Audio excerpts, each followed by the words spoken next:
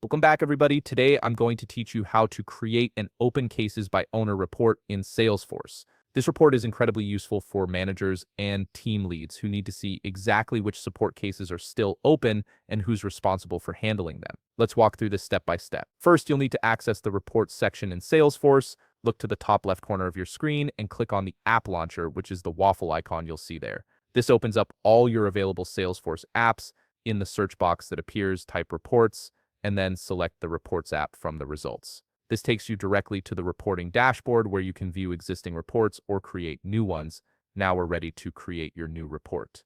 Click on the New Report button to get started. You'll see a search box appear where you need to type cases to find the right report type from the options that show up. Select the cases report type. This ensures your report will pull data specifically from your case records.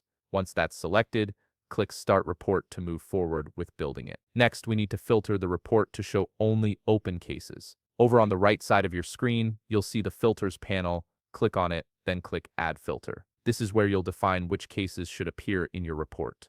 From the drop-down menu, select Case, then Status. This tells Salesforce you want to filter based on the status field of your cases. Choose the equals operator, then click All in the Value field to see all available status options. Select only the statuses that represent open cases in your organization, then click Apply. This filter ensures you're only looking at cases that haven't been closed yet. Now it's time to organize the data by owner. Go back to the Outline panel on the left side of your screen. Look for the Group Rows dropdown and click on it. From this dropdown, select Case Owner. This groups all the open cases together based on who owns them, making it incredibly easy to see each team member's workload at a glance. Finally, let's save this report so you can access it whenever you need it. Click the Save and Run button at the top of the screen. You'll be prompted to give your report a name, so type Open Cases by Owner in the Report Name field. This makes it easy to find later. For the folder location, select Private Reports folder if you want to keep this report just for yourself,